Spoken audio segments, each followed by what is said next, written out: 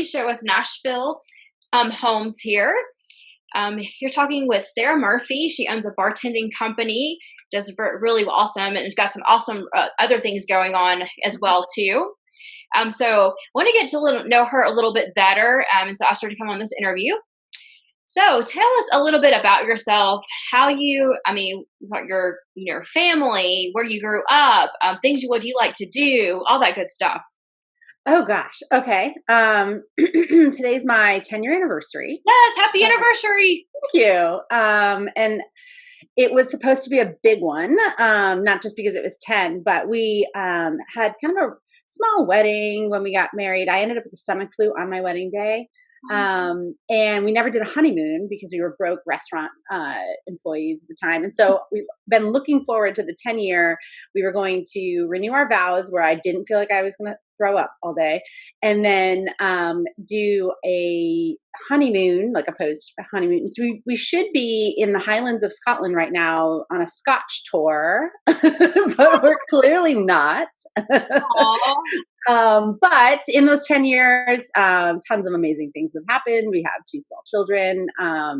We have started numerous businesses. My husband just graduated from law school. And so he is studying for the bar now, which during these crazy days is like just not ideal for sure. But I'm from New York. He's from Tennessee. So I'm in Nashville. And since then, my whole family has kind of come down here. My grandparents, my mom, my dad, my sister. So we're all kind of here now. That's in cool. Nashville, which is nice. So I'm really close to family. And we have hospitality roots. And so we started we started Bar Magnolia when after I had my second baby. And then that kind of branched off into a membership community called Mobile Bev Pros, where we support other mobile bar owners from around the world. We have members from everywhere from South Africa to France to Australia, New Zealand, Canada, Mexico, and mostly in the United States. And so I started that a couple years ago, and since then have kind of branched into a few other things. I do some basic business coaching, entrepreneurial business coaching as well. But yeah, it's just one of those things where I feel like entrepreneurs have a hard time saying no to new ventures, if that makes sense. Just collect them at this point. I understand. It's like, we'll do this and this and this and this and this and this. It's like, oh wait, I only have so much time. Yeah, totally. So much resource, I have 2 hands. And now, being that events are shut down, it has just increased the amount of time I have to spend on starting new things. And so, so that's what I've done. Awesome. So tell me a little bit about how that's actually how it's affected your business. What are some of the, of course, there's lots of heartaches of all, but or some of the positive things that you've seen come out of it? Well, the biggest way that it's affected Bar Magnolia is that it's shut down large events. And not all bartending companies are affected in the same way, in that some bartending companies really focus on just staffing. And so, whether it's a 10-person party or 25-person party or 50-person party, they need staff, right? Bar Magnolia is a little different in that we have a lot of overhead and inventory, and we do rentals. So I have big rigs, that cost $30,000, then we have to warehouse them, and we have a bigger operation than a lot of other mobile bars. So for us, we were really impacted in that. We still have a ton of overhead, even though we're not hosting events. It's not just, okay, well, I'm not tending bar at weddings, so I can tend bar somewhere else, or I can go and do other things. So I had to kind of figure out what I had that wasn't event related. And luckily I have a very deep background in operational management, leadership development, consulting. And so I was able to kind of tap into that side and be of use to other people that might be struggling. I also was able to kind of take a good look at Bar Magnolia and figure out a lot of the stuff that you just don't have time to do when you're, building the plane in flight, right? And so, really working on those client experience funnels, everything from email templates to the contracts, to the packaging, to the pricing, and really hoping to put the foundations in place that maybe as you build a company while you're running it, sometimes things, get put in weird places or things don't flow like that they should or that you'd want them to. And you just kind of dream of that day where you're like, oh, if I just had a little bit more time to focus on this. And so that's probably what I did for the first 4 weeks. And then after that, it's like, okay, what now? And so, I mean, even now, we're still not fully in the swing of things. There's, I think, a big disagreement as to what is currently legal in events. So we were in phase 3 and Governor Lee passed a bill that basically exempted any religious ceremonies from the, guidelines. And then we rolled back to phase 2 and some venues are like, well, if, you can't gather more than 10 to 25 people in a normal sense, why would you be able to for an event, right? Whereas other venues are like, well, it's religious and so it's exempt. And so we're just a bar company, so the venues are doing most of that. And what if the venue lets them have the event, and then we can do it. But otherwise, we've got a lot of reschedulings that have happened for next year. So we're just crossing our fingers and hope that next year is our biggest year yet.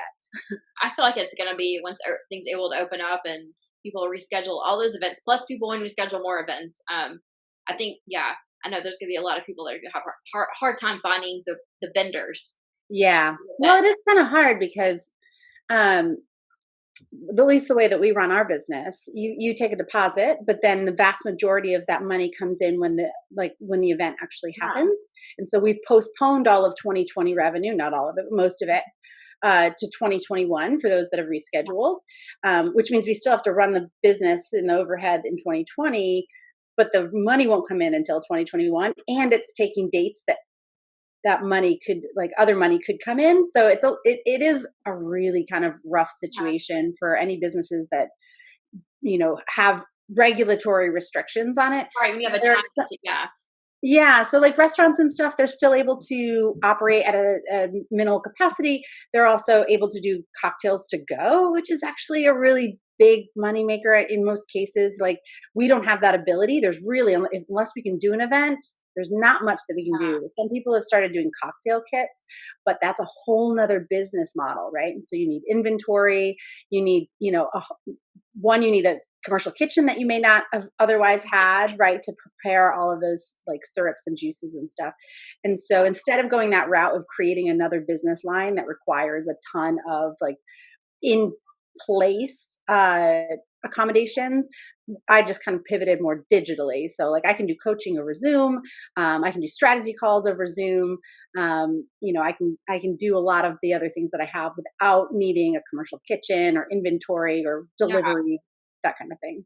That's so important with this is to be able to take some of that overhead cost right now and make it a little bit less, and especially in the hospitality. I just feel so bad for all the hospitality friends I have.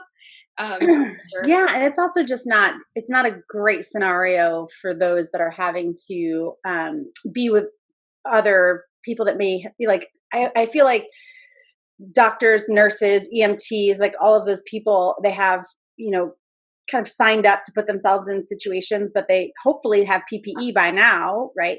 Right. But then you've got bartenders and servers and cooks, and they're still, out there front line, but maybe with not the training and the, same level of ability, I think, of adapting and dealing with situations like this. It's really kind of a shit situation from beginning to end, but and the hospitality industry is being hard hit with people getting COVID because they're exposed. So how can people contact you? I know you're still, especially first of all, they want to book an event, whenever we're able to have events, hopefully first of next year. How can they contact you for that? And then if business owners want some, business consulting and coaching, how do they contact you for that? Yeah. So the best way would just be to email me. Sorry. Yeah, so the best way would be just to email me. It's Sarah with an H at sarammurphy.com. I'm also on Facebook and Instagram, Sarah M. Murphy. Sarah Murphy is so common, I had to keep my middle initial in there in order to tell me apart from the 7,000 others. But, But yeah, I'm pretty much everywhere. I'm not hard to find. If you wanted a bar service, Bar Magnolia is on Facebook and on Instagram as well. And yeah, if you just want to talk business or entrepreneur pivoting, you name it, I'm always up for those discussions. Awesome. So I always like to end this with a question of, what did you want to be when you were a kid? What did you want to be when you grew up? Yeah, so I coined the term free willing syndrome. I wanted to be a marine biologist. It started when I was, I don't know, probably like 10, 11, 12. And then I actually went to college at one of the biggest marine biology schools in New York, and did very poorly in organic chem. And so I switched to business, and I graduated with a major in business instead. They don't tell you. It's like, oh, this sounds fun. Like marine biology is like, oh, there's a lot of math and a lot of Oh yeah, a lot yeah. I mean, of other it kids. was totally fun, like to do a lot of the things. But then when it came to actually doing organic chem, I was like, yeah, that's not happening. So. Well, it seems like you did well with the business. So Yeah, it all worked out for sure. awesome. Well, thank you so much. It's so good to catch up with you. Yeah, guys, please go out. I'm telling you, they have one of the best bar services you guys can have. Sarah's Oh, thank amazing. you. She will absolutely be able to help your business grow. So please, please, please contact her. Oh, Thanks again, Sarah. thanks, Alicia.